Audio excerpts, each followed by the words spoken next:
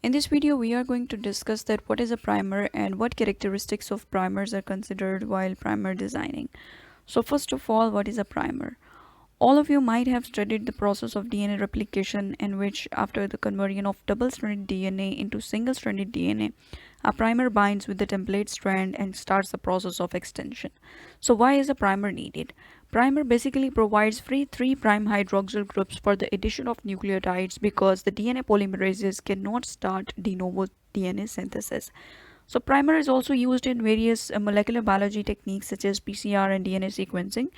So PCR is a technique in which we amplify our desired gene. In this figure, the red portion indicates our desired gene that we will amplify in PCR reaction mixture. In the reaction mixture, we add primer, desired genes, D and Ps that will bind with the template. So primer is complementary to the template strand and binds with template after conversion of double-stranded DNA to single-stranded DNA. After binding, the DNA polymerases start adding nucleotides to the 3' end and start the extension of the strands. So next, the characteristics of primers that are considered while primer designing: primer length, primer melting temperature, primer annealing temperature, and GC content. We are going to discuss these one by one.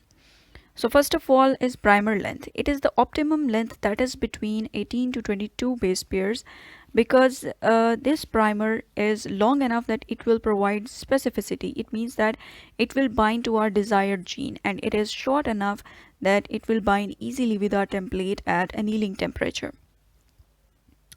So next is primer melting temperature. Primer melting temperature, as all of you know, that primer can only bind with the template if the double-stranded DNA is converted into single-stranded DNA.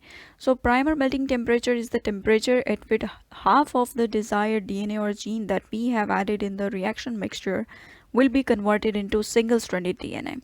So primers having melting temperatures between 52 to 58 degrees centigrade provide best results. And the GC content, it indicates the primer's melting temperature. So what is GC content? It is the concentration of GC bases in the primer. So how? Because there are 3 hydrogen bonds between guanine and cytosine, and being strong bonds, it will provide more stability and increased melting temperature. Next is primer annealing temperature. It is the temperature at which our PCR primer binds with a complementary strand, and this is usually between 50 to 68 degrees centigrade.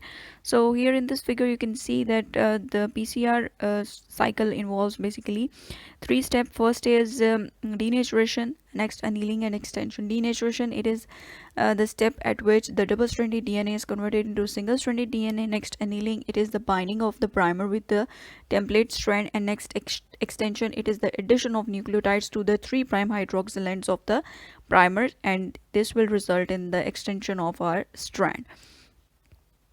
Next is GC content. GC bonds, as you know, they contribute more to stability because of 3 hydrogen bonds, and as compared to the 2 hydrogen bonds between adenine and thymine, guanine cytosine GC content provides more stability, and primers having 40 to 60% GC content ensures stable binding of primers and template.